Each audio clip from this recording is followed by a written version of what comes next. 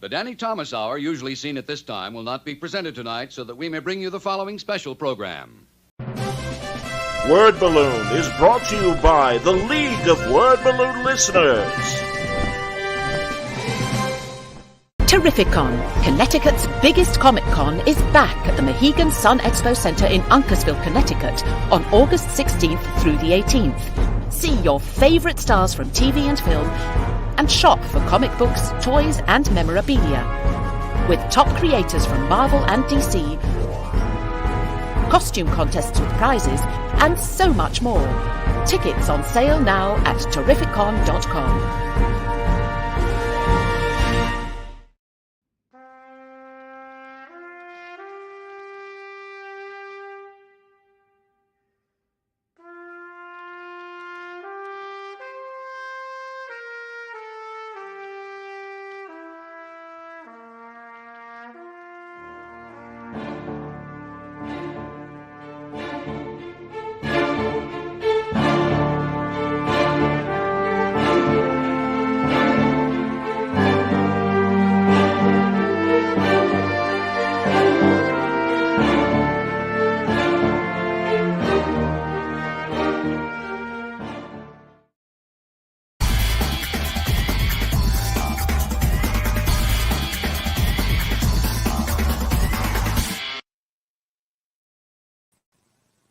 Hi, everybody. Welcome back. It's time again for another Word Balloon Live, the comic book conversation show.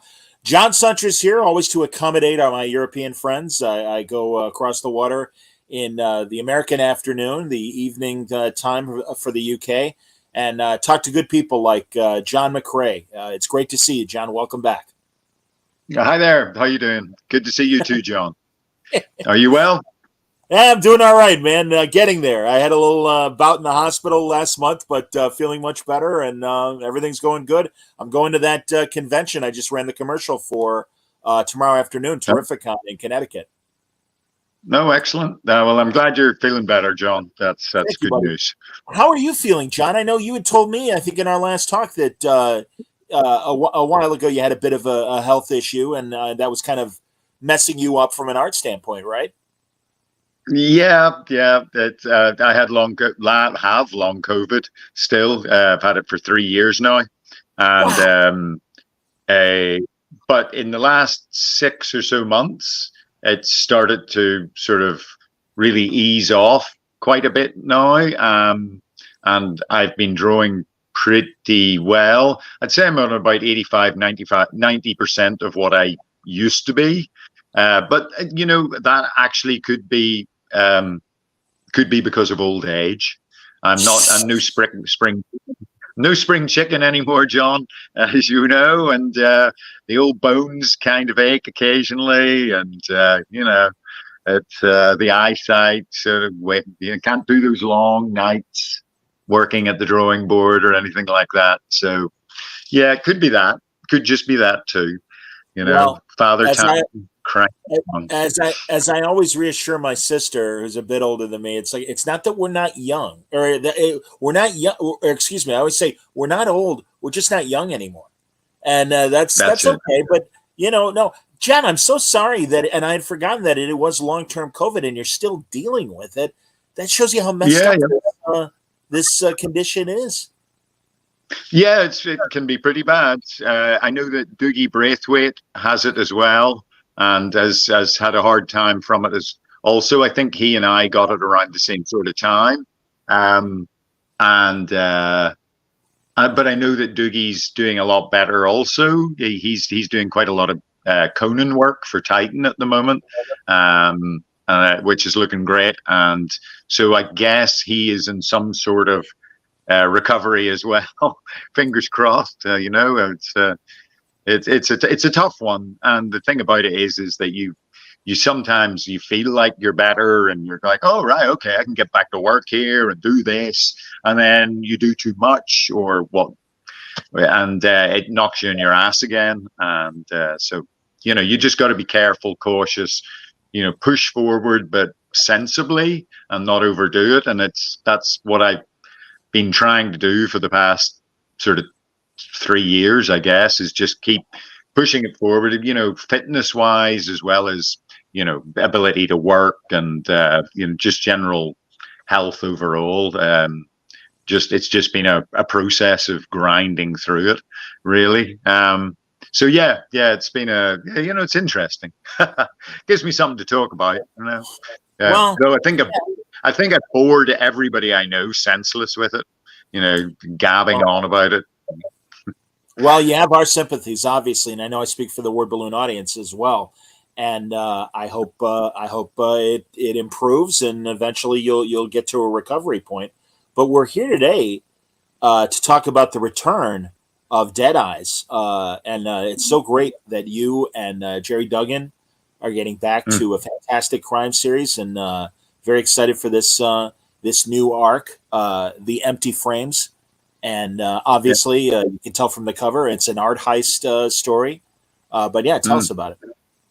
Well, yeah, I mean, old Dead Eyes has been suffering from his version of long COVID himself, which is why you haven't seen any Dead Eyes for, well, I mean, the original four issue arc was back in, 2019, I believe. So, yeah, he's been knocked out of commission for a bit. But this new series, which I've been drawing since 2019, just slowly, bit by bit, here and there, is basically, as you know, it's Dead Eyes is set in Boston, and this involves the Gardner heist, the Gardner Museum heist, which was the biggest art heist in American history. And so it's all based on these actual real world facts, but of course it heads off into Dead Eyes territory with this story where he thinks he's tracked down who's stolen the paintings and goes after them with hilarious, violent and disastrous consequences, of course. So that's the upshot of it, and Jerry and I are having a great fun with it, when we're not having our asses kicked by various other things, real world things. We're having really good fun with it. Jerry's written a really sad, poignant, like I said, violent story. And I've been busting my hump trying to do some really nice work. And unfortunately, and I don't know, but since I got long COVID, the way I was drawing Dead Eyes before I got the COVID was this very meticulous brush line sort of work, and since I tried to go back to that style after I'd sort of pulled myself out of the worst of the COVID, and I just found that I couldn't work that way anymore. It's just too draining on my system, so I changed my style. So there is going to be a bit in the series where you're reading the book and it's the previous art style, and then like 2 pages into issue 4, you're going to turn the page and suddenly there's a fairly, well, I see it as being quite a shift in the art style. And I talked with Jerry about this, really. I talked with Jerry and sort of said, do I need to do a forward for this issue and explain why the art style changes in the book?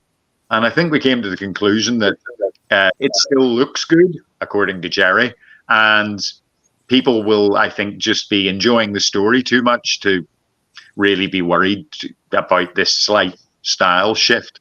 And I guess as being so close to it myself, I'm worried about it and fretting and overthinking things. And whereas Jerry's like, nah, don't overthink it, John. Just let people can adjust. I mean, when you were a kid reading Marvel comics, you sometimes got 3 or 4 people working on one issue, and you just carried on and read it nonetheless. Yeah. So, yeah, it's just one of those things. Yeah, John, and I can appreciate, because we all get idiosyncratic about our own work, and sure. I'm sure it'll be fine. I have panels from this first issue, and sure. Got it. Just again, it looks brilliant. I just love the idea too. I mean, I know he's called Dead Eyes, but talk about the design of Dead Eyes, the mask, the gloves, and everything. How how did you come up with that look? Well, Jerry's general sort of summation of it was he's a guy in a suit, and he has a mask.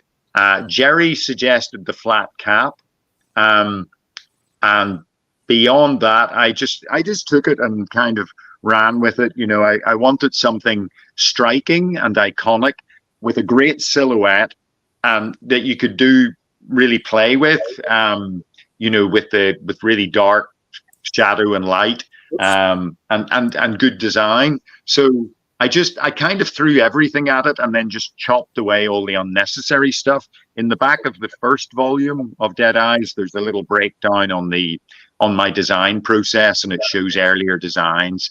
And it was all pretty much there. There was just extra stuff. And then I realized I'm being too fussy and I'm putting too much in. Clean and neat and concise works best. So I just trimmed it all back to the 2 red X's, the hat, the suit, and the gloves were my kind of little nod to Will Eisner, and the villain. Oh God, I've forgotten his name. The spirits. The octopus. The octopus. The octopus. Sorry, the octopus. Yes, I'd forgotten his name just there. Yeah, octopus from the Spirit. The gloves have got the similar look to the octopus's gloves, and that was my nod to the Spirit, who is Eisner's huge influence on me and presumably anybody who draws comics. And it's a crime noir thing, just like the Spirit was steeped in that too. So I felt I should give a tip of the old lid to that. So yeah, that was really the basics of it.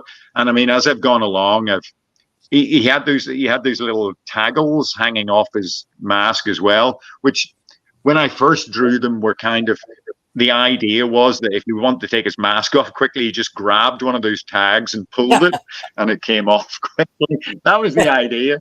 And then really it just sort of developed into a thing that helped with dynamics.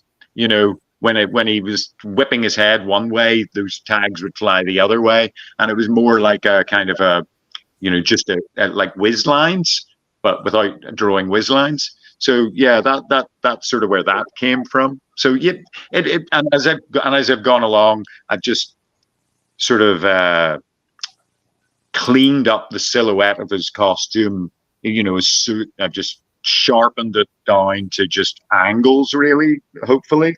So yeah, that's it. But I love the red X's for his eyes because it to me evokes comic strips. And when even Crazy Cat and Ignatz, that kind of thing. When a funny animal is knocked unconscious, they have X's for eyes and things like that. But I love the fact that they're red and especially in contrast to the black mask and everything. No, it does stand out, and it is this fantastic choice.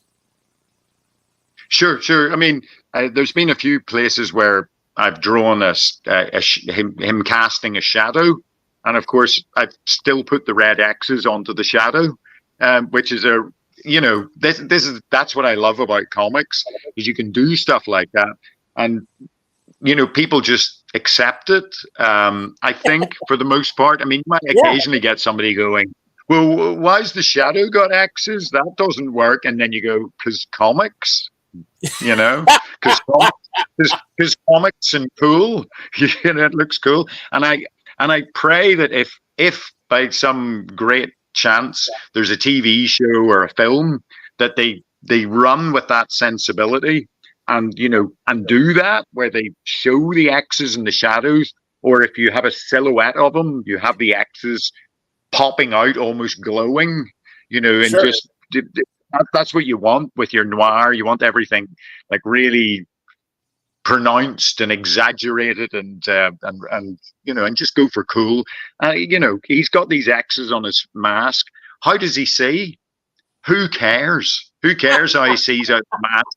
He just does. All right. So don't worry about it. Don't fret. Just enjoy the story and accept it for what it is.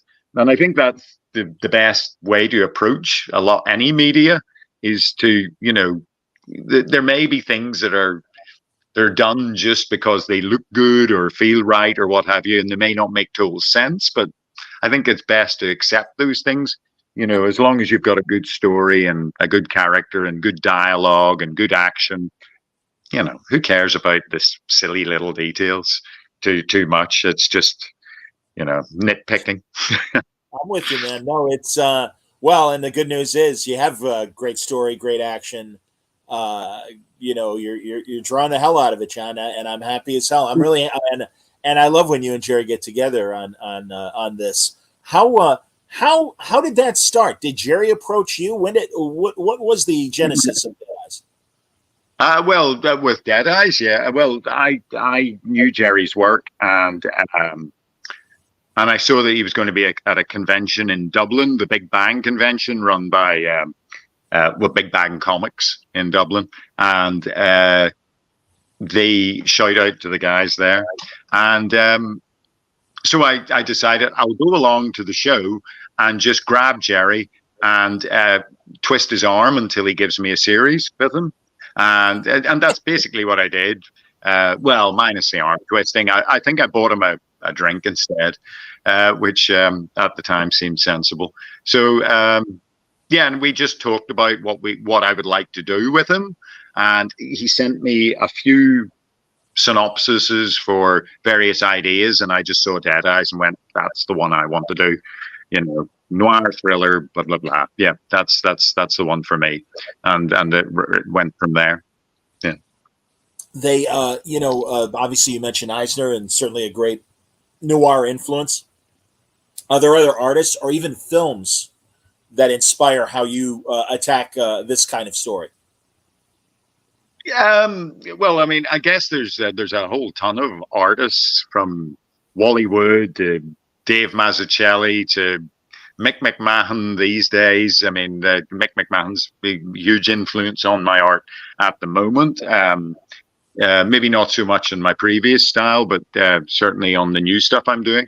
And Kev O'Neill. But film-wise, just anything really that has good action. And I saw Ronin recently for the first time.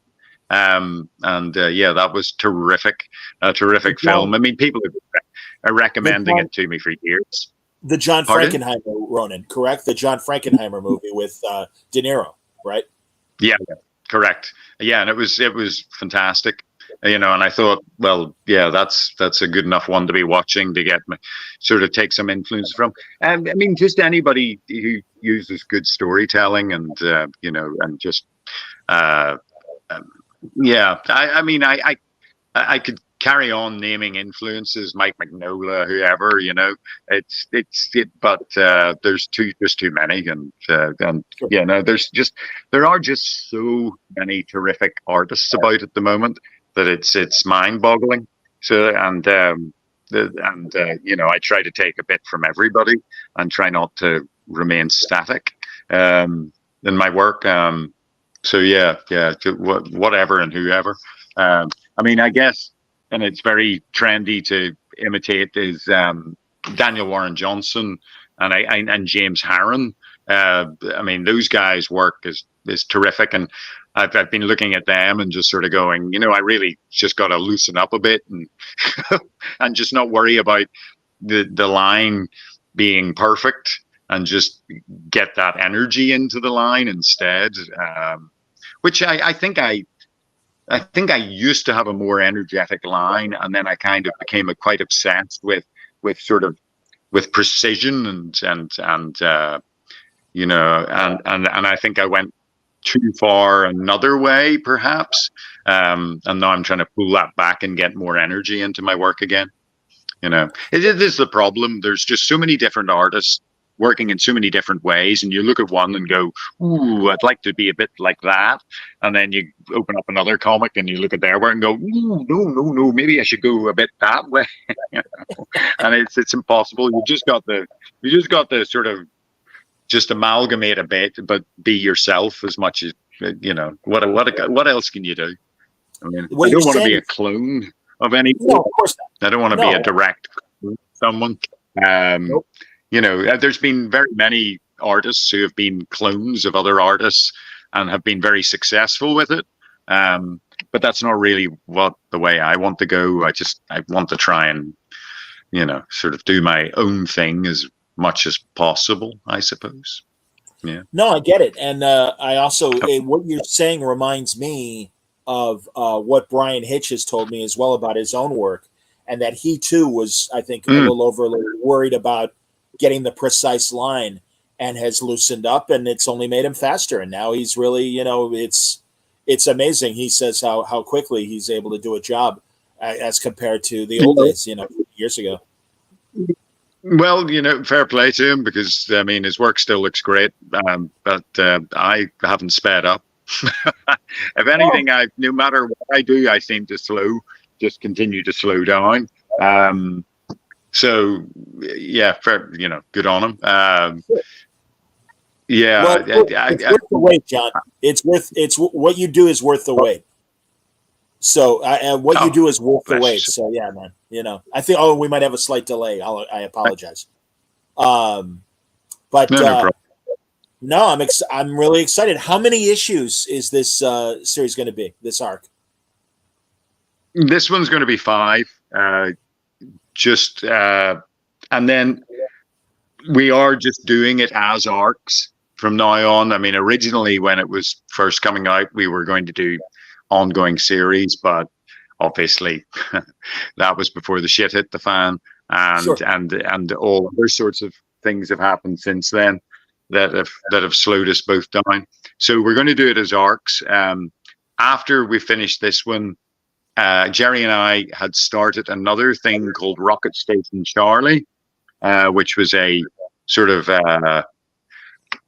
Charles Manson in space sort of story, which I think I've done about 20 pages. It was going to be a standalone single issue, possibly, you know, in the way that Brubaker and Phillips do their standalone single issue books, and we were going to do that. So I think I've done 20 pages, and then after we finish Dead Eyes, plow into that, get that finished and out, and then go on to the next arc of Dead Eyes Volume 3. So yeah, that's the sort of half-assed plan as it stands, and I'm sure it'll all go to flaming hell in a handbasket, you know, as because you know that's what happens. You lay the plans. Oh yeah, absolutely, yeah. And if the shit's gonna hit the fan for anyone, it will be this wanker here. So you know. Well, I hope Good Luck, you know, chooses to help you out in the days and months ahead. But again, that's great, and I'm excited for both projects. Are Brubaker and Sean, are they kind of are they like the ideal in terms of how you and Jerry want to proceed in general? Well, yeah. I mean, God, who in this industry wouldn't want to be in the position of Brubaker and Sean Phillips? I mean, Ed and Sean are they've got it all sorted out, and as well they should. Those guys are workhorses, and they produce the goods over and over again. So you know, yeah. As far as I go, you know, the people that I sort of look up to in the industry aren't necessarily the shiniest, you know, most fanciest artists, because they're the people who produce the work and the goods time after time and month after month. And Sean and Charlie Adlard, guys like that, who just have produced, you know, page after page, month after month. I mean, I just admire the hell out of those guys, you know. And I would say, well, I've got 3 kids, but then they've got kids as well, so I can't use that as an excuse for my sort of flailing about. You know, they've got as much responsibility as I have with the outside world. So yeah, I don't know. They just very dedicated and very efficient and very professional. And I guess professional has never been a word that's been leveled at me. So yeah, That could possibly be. That could possibly be it. Well, Yeah. Oh, well, and the other thing I wanted to say about Dead Eyes is that, of course, this 5-issue arc is coming out, and the first issue comes out September 11th. But our final order cutoff for the first issue is August the 19th, I think, which is in about 5 days' time, I believe. right, I've sort of lost next track of Monday. time. So, No, it's next Monday. and That's right. if anybody who's listening hasn't put their order in with their local comic shop, please do, because these pre-orders are the thing that keep us going, keep the comics alive. Without them, we're doomed. So, if you want your Dead Eyes, get your order in with your local comic shop, please. Thank you very much. I'm with you, man. And that's the end of the. No, so yeah, this Monday, everybody. That's the final order cutoff. So don't waste time. Make sure you talk to your comic store and pre-order Dead Eyes. No, I think we're all excited for this, John. I understand. Don't get bummed out by the output of Brubaker and Phillips. Especially coming off the Olympics, I'm always reminded of Jesse Owens, the great runner from the Olympics. And he always says, run your own race. Don't worry about the guy next to you in the lane next to you and stuff. You just got to concentrate on your own stuff. And again, John, it's I'm very excited. This it looks great. It read fantastically. There is tremendous action, and I think you guys once again have come up with a great little crime comic, and I am craving more and of this quality, and you meet the standard. It's quite good. Well, yeah, thank you. Yeah, cheers. I much appreciate it. And like you said, it's not that I'm, well, maybe there's a tinge of jealousy, but with the guys like Brubaker and Phillips, but it's more sort of something to aspire to. I look at them and go, yeah, that's the way to do it. That's the way to do it. Yeah. They're the lead, and just sort of watch how they're doing it and get on with it. Yeah. No, this is great, man. So 5 issues for Dead Eyes, and then this Manson in space idea sounds great. So that'll be fun to talk about when you're with that. Yeah. No, it's a good one. Well, I hope to talk to Jerry sooner than later as well about Dead Eyes and all the stuff he's doing too. John, you and I always manage to check in with each other, every 6 months or so, maybe a year or so. And it's been a couple of years since I've talked to Jerry. So, and I know he's had a rough couple of years. I know that. So, looking forward to talking to him. No kidding. Yeah. I know. That's why I feel bad for both of you. My God. I mean, it's, no, you guys, life hits hard sometimes, and you've both been dealing with it. So, no, it's this has been it. I haven't talked to Jerry that much in the past while either. He's just been too busy dealing with all the fallout of all the crap that's going on with him. So it's just we touch base when is extreme necessity, and that's about it at the moment.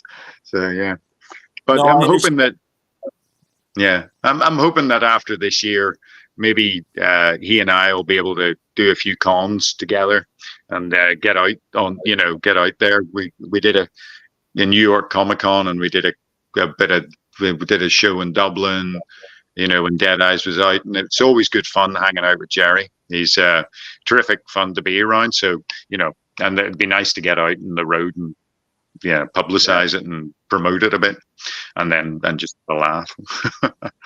Are you doing any conventions before the year is up this year? I did one. I did Lawless, which is a convention in Bristol, in the UK, and it's basically the convention of British comics. But really, its heavy focus is 2000 AD, and that was the first show I'd been to that I actually managed to do the entire show. It was great. I had a terrific time. It was lovely catching up with people. The fans were fantastic. I had a brilliant show, and it was a really nice introduction back into it. I'm meant to be going to the lakes but I think I'm also going to go. I've just sort of figured this out with Jeff, the NICE convention in Bedford, in the UK, which is in September. I can't remember quite when in September, but I'll be going to that too. I just got I hadn't been on the list because I hadn't asked, and I think Jeff knew that I'd been ill, so he didn't ask me. But I decided there were too many people going that I knew and wanted to see, like Garth and Torrin, and Steve White is going, who I'm working with at the moment on a Hookjaw story for Battle Action. So which is a big thrill to be drawing my favorite murderous shark. And I feel like I'm drawing the hell out of it too. There's some great sort of shark action in there, and a lot of severed heads flying off and so. I'm intrigued by this Battle Action revival, and the creators that Garth is gathering for this anthology. Yeah, it's gonna be really interesting when it comes out. When you say Jeff, which Jeff are you going to the convention with? Is it Darrow? Oh, no. Jeff is the guy who organizes the show. Jeff is Jeff Chahal. Okay. He runs Close Encounters comic shop in Nottingham, and is it Nottingham? Bedford, anyway. He has two shops, but he also runs NICE, the comic convention, which is Northampton International Comics Expo, I presume it stands for, and I've been to the show before, and it's completely comic centric. There's none of the other bullshit that you sometimes get at the bigger shows. And I have decided, for the most part, that's the sort of shows I want to focus on now going forward, is the ones that are really just about, as much as I possibly can, about comics, because those actually are the shows I do much better at. The bigger shows, 90% of the people there haven't read a comic in their lives, and that's not those aren't my people, and that's not where I'm connecting. So I'm going to stick with the smaller, more boutique shows that are aiming for my gang, and my people, as it were. You are all my people. I gotta get Mitch so I'm doing nice and. But sorry, pardon. No worries. I was going to say I got to talk. Sorry, John. What did you say? No, I'm going to repeat myself now. I have to talk to Mitch at Terrificon about getting you and Jerry out there, maybe for next year, because it is that kind of show. I mean, there are some autograph, people there, celebrity wise, but it really is a comic centric show, and it's. No, there's a lot of great people that are going to be there, and I know Jerry's done the show in the past, so yeah, I'm going to have to get you on Mitch's radar about inviting you out as well. That'd be great. I won't complain if you do. Thank you very much, John. It's just hopefully my health will be up to it by next year. I've been very tentative about. I mean, I got invited to Italy about 4 times this year. I think four different shows invited me to it, and I had to turn them all down because I just didn't feel strong enough to really to commit to that kind of time. And it's all the ancillary stuff. Once you start flying, it's just all that extra baggage of effort that you've got to put in before you even get to the show. That's the killer. So yeah, I have to get myself up to my full strength, so before I can really commit to that sort of thing. But by next year, hopefully so. Yeah, but I'll appreciate the nod in my direction. Thank you, John. Yeah. Oh no, John. Again, I'm a massive fan of your work, and also obviously the current stuff, but indeed, I noticed too that at the end of the month, DC put out a Hitman omnibus, and so that's great to see this Yes. stuff back out there in print. And did you do anything extra for the omnibus? Are there other process pages, whatever? Well, the cover is all brand new. We had the first 3 issues of Hitman, the Hitman issue 1, 2, and 3 were kind of remastered the coloring, because the coloring was overdone in it. It was, obviously back then you didn't see your coloring until you saw the comic, and I think it was just over. The way it was back in the 90s with coloring, it was all that airbrushing sort of molded effect, and I'm not a huge fan of that sort of thing. And when those first 3 issues, when I first saw issue 1, I was like, oh no, this is not what I wanted. And so I rang up Dan Raspler and said, can you get the colorist to, and I think it was more the separators, but also the colorist. I mean, she's a good colorist, but Carla Feeney, but she was going for something, and I think the separators misinterpreted it. And so I just asked her to kind of tone down on the effects business and keep it more flat coloring, which happens by issue 4, of course, because by the issue 1's out, you say this thing, and then of course issue 2 and 3 are already out the printers and being shipped or whatever. So DC agreed to go back and recolor and remove a lot of that sort of garishness. And so we got that done. There's a lot of backup stuff material in it with Garth's script for issue 1. A lot of my layouts and pencils and inks, just as well. And the volume has sold very, very well. DC have told us that it's sold better than expected. And so there is going to be volume 2. And volume 2 will definitely have some extras in it that people will be very interested in. So just keep it. And I think volume 2 will come out next year. I think DC were sure about it. They were going to maybe wait a couple of years between volume 1 and volume 2, but then this is done well enough, and I think they figure we need to just get on with this and get it all out there. So yeah, I'm working on the cover for volume 2 as we speak. I'm roughing it up, and it's going to be of the same vibe as this cover. So they match and they have a similar feel. Only we're going to shift the characters around to fit the stories that are within it. Lobo might be on the cover, So, apologies. Would the second volume then, would that finish the series? Would that complete the series? Oh yes.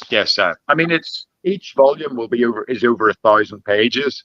So yeah, and volume 2 will have the 2 Section 8 miniseries in it as well.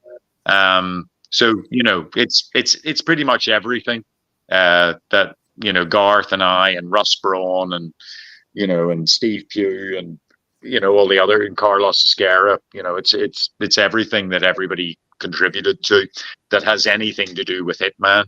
It will be in there. I mean, DC were very good about all the stuff, like all the little secret files, entries, and all that sort of stuff was all reprinted and into the book as well.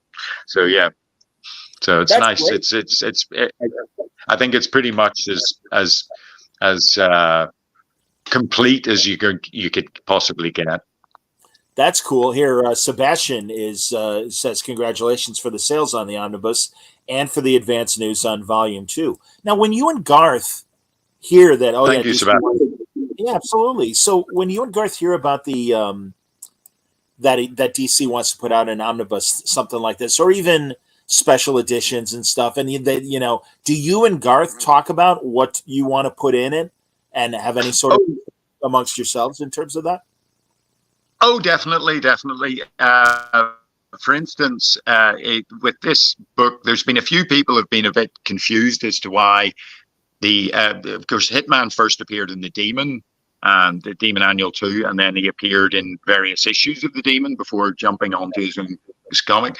And we decided to put those Demon issues at the back of the volume and start the volume with Hitman #1. And really, people were wondering why. And it's really because the Demon stories were much more about the Demon, shockingly, and Jason Blood, with Hitman appearing sort of, I mean, he didn't appear until later on into the annual. You had a bunch of pages with Jason Blood and the Demon first. And whereas with Hitman, it starts with Tommy and with a big fight, and it introduces him perfectly. You get this sense of the character, his morals, his powers, etc., etc. So we figured that was the best way to introduce the book, and DC were fine with that. In fact, I'm sure, I think it might have even been our editor on the book. Shite. My memory is so poor these days. Anyway, I think he may have even suggested it. And I think Garth and I were in total agreement, though I may be wrong. It may have been Garth. Like I said, foggy memory. So yeah. That's all good, so DC are very, very open to our suggestions. It was me who wanted to recolor the first 3 issues, and I emailed them and said, "Is there any chance of doing this?" And I kind of figured they'd just shoot me down and say, "Nah, it's just going to come out as it was." And they were fantastic. They went to the wall and scraped up the cash and did it. And it just really has made it so much the better for it. And I mean, I guess if you're going to do a big omnibus like that you're hoping to keep out there and is the definitive thing, you may as well spend a couple of extra pennies and just make it that all the better. So, hopefully people see that and see the sort of the thought and the effort and the that's gone into it and pick it up. I mean, it's a big ticket item. It's not cheap. So, I know that everybody who's buying it is shelling out a fair bit of cash. And so we really appreciate that people have responded and have picked it up and have been excited by it. It's weird too, because of course I did this back in my 20s and Garth was in his 20s, and it was what is it, nearly 40 years ago? I'm horrified. 35 years ago or something like that. Yeah. Yeah, and so when you think about it, and you're thinking that your work is being put out again after such a long period of time, it's quite flattering and satisfying that it's still resonating, and that there's been people who have not read the series who have been saying that they've picked it up for the first time through the omnibus, and that's amazing too. So I mean, I'm extremely happy it's out. And I mean, Garth and I had been hoping that this would happen for the longest time. I mean, there's no secret that we were a bit unhappy with how, not unhappy, it was just frustrating how the original trades came out and then they discontinued it after volume, but midway through the story. Yeah. And then when they went back to it again, it ended up just being the best of Hitman, which was fine but not satisfying. So It's nice that it's now all going to be in one collectible or 2 collectible volumes. You can pick them up and get it all there. Everything's done in one, and it's in this nice stick it on your shelf volume.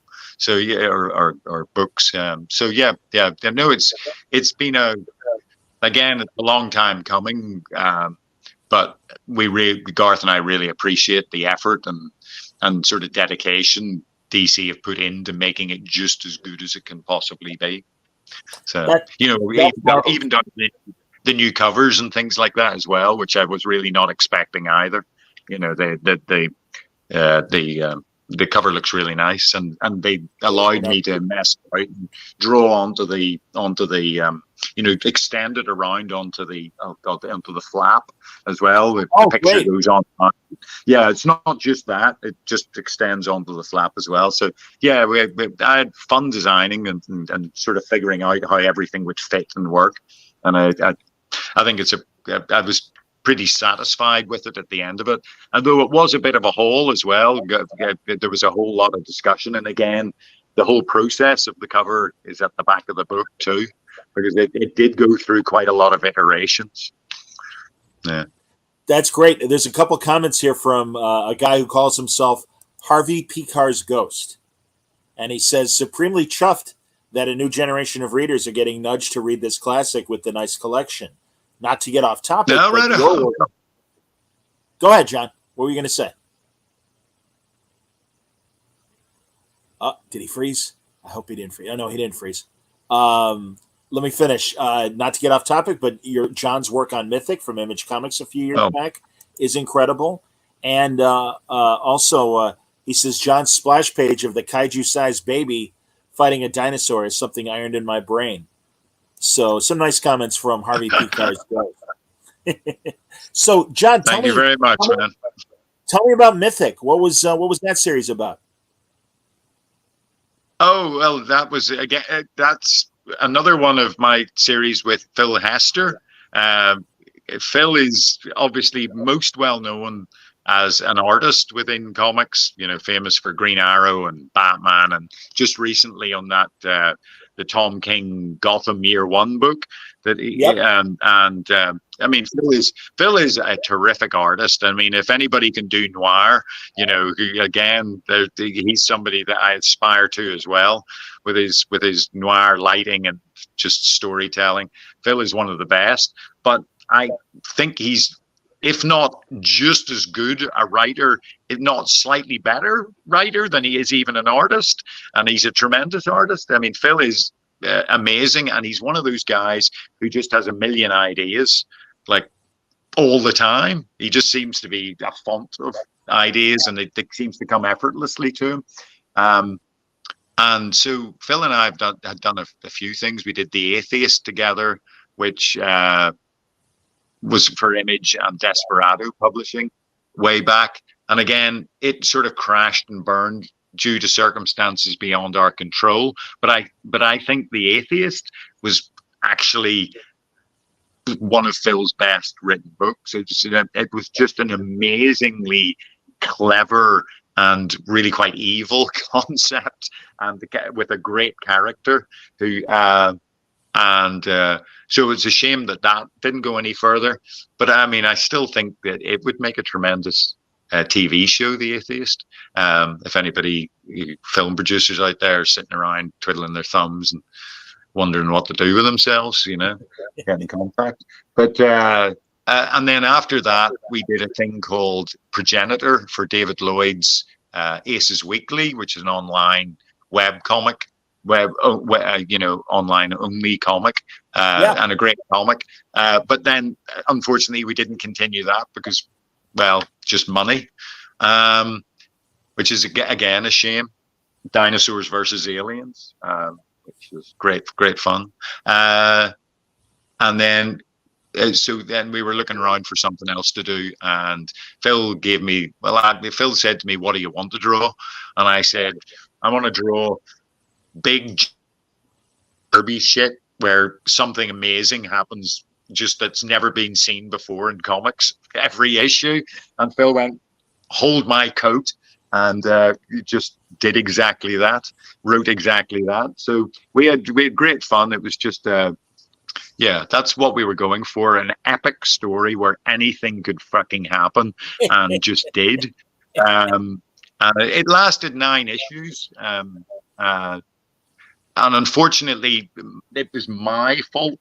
I've got to say, it was my fault that Mythic didn't succeed, because it started out selling great, but I, due to taking on too much work, screwed up on the deadlines. And so it missed shipping dates. And people, of course, what this industry is like.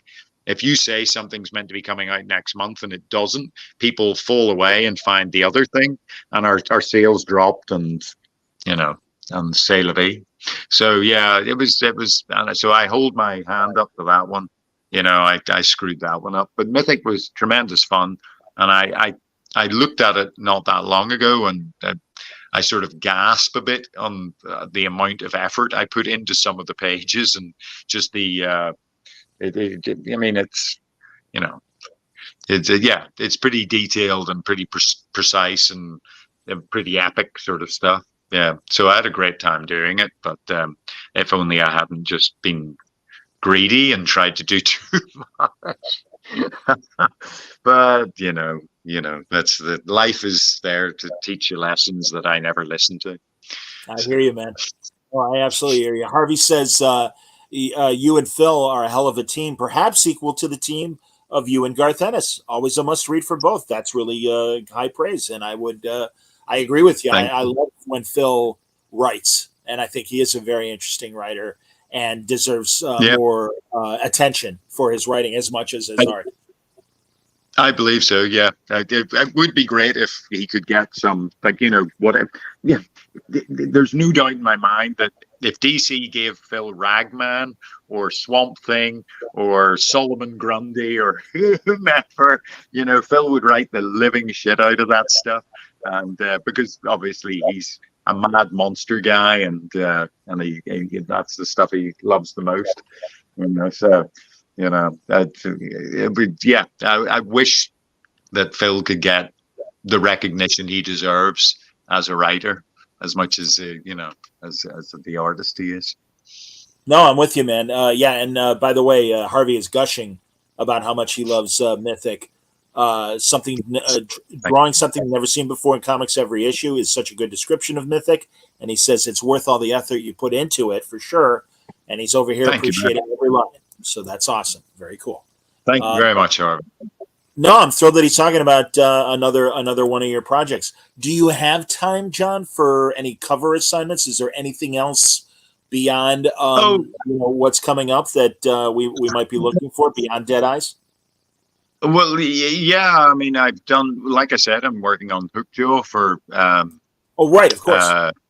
For Battle Action, and a while ago, I did a very short Stingray story for Jerry Anderson's sort of.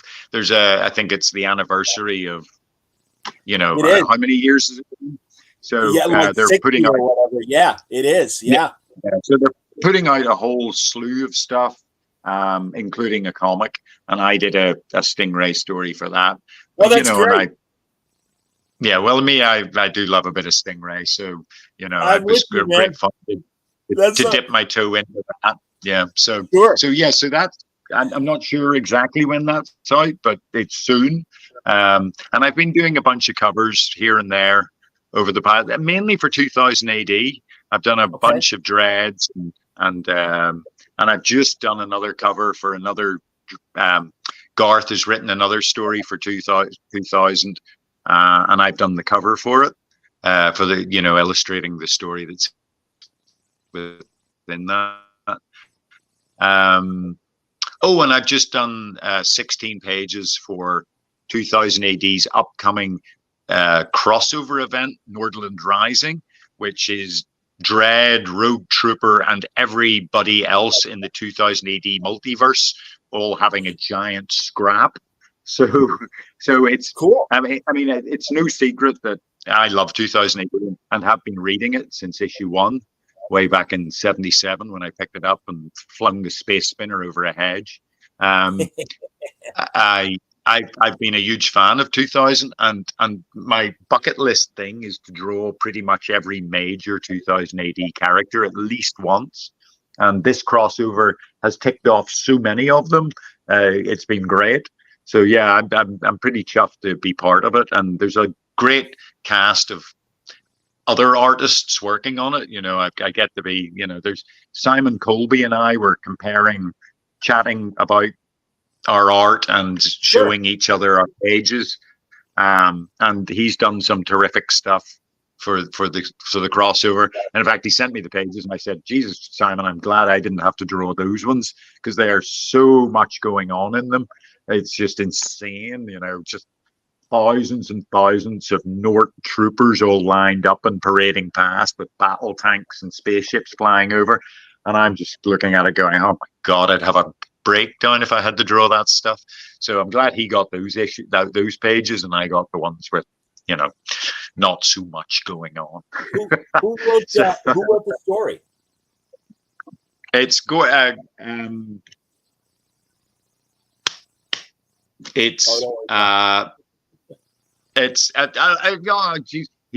know who it is, and he uses a pseudonym, but I can't remember his pseudonym, and I can't say.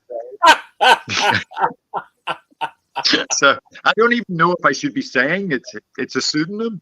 Shit. All right, no problem. And that's not a pseudonym. He's a real person, and I've been to the pub with him, and he's a lovely guy, and in no way related to any other writer in comics. All right. Have I got out of that? Okay, I don't know. No, that's exciting, John. That's great, and I'm glad to hear that. I'm always fascinated by the 2000 AD line and the way they put out comics and everything. And it's I'm more of a massive Rogue Trooper fan than I am a Judge Dredd fan, and I appreciate both of them and everything. I love Rogue Trooper. And and I did a Rogue Troop a Rogue cover for 2000 a couple of months back, and then and Rogue is in this storyline, and Venus Blue Jeans is so I'm having terrific fun with it. I mean, Venus Blue Jeans is one of my favorite characters from 2080 universe. I mean, she's basically, because she kind of looks like Storm with the punk mohawk. Carries hold on, John. Oops. There you are. You're back. You were saying that Venus in Blue Jeans kind of looks like Storm with the punk mohawk, and then I lost you for a second, but you're back. Well, and I've never got to draw Storm with the punk mohawk, so this is as close as I'm ever going to get to that. So I guess I'll take it. That's great. That's excellent. And dude, I'm a Jerry Anderson massive fan. And I'm fascinated by even the later stuff like Joe 90 and Secret Service and things like that. Big super animation fan. So that's great. That stuff ran here when I was a kid, and it would run on weekday afternoons. I mean, it was 10 and 20 years after its initial airing. But no, I got a bunch of the Thunderbird DVDs, and I showed them to my young nephews when they weren't even 10 years old. And just the models of all the vehicles and the puppets themselves. But the models are like, oh man, those would have been cool toys. I'm like, tell me about it. I hear you, man. Absolutely. It's brilliant stuff. Brilliant stuff. So and actually I even watch, and I'm saying this as much for you as the audience, Jerry Anderson's son does a podcast, a YouTube show, at least weekly, with two other guys, and they're very much behind the whole 60th anniversary. And my God, I've been amazed at some of the events. They've had orchestras do the score from the shows, which is fantastic, and tons of signings. Sure. And then they've had interviews with celebrities of other television shows that grew up on Stingray and Thunderbirds and the like. So no, it's great. I'm a big fan. That's great, John. I'm gonna have to hunt down your Stingray story. That's terrific. Sure. Yeah, well, it was a fun gig to do. I mean, they offered it to me, and I was just like, yes, please. Where do I sign? Yeah, I got to get that bit of nerddom you sort of out of my system as well. Yeah.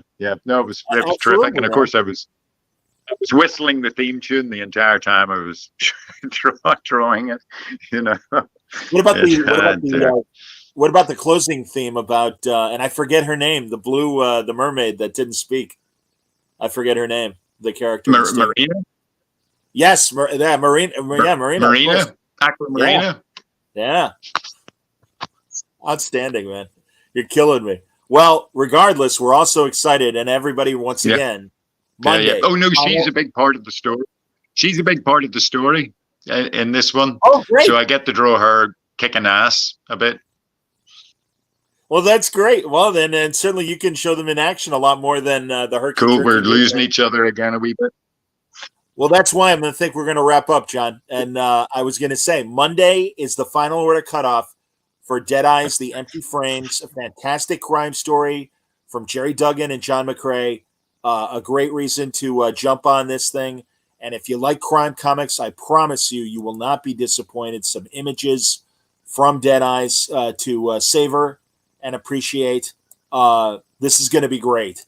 5 issues. It starts in September 11th. But it is, again, final order cutoff is Monday. John, great to see you. Great to talk to you. And all the best. And thank you for coming on as always. I hope you feel better sooner than later.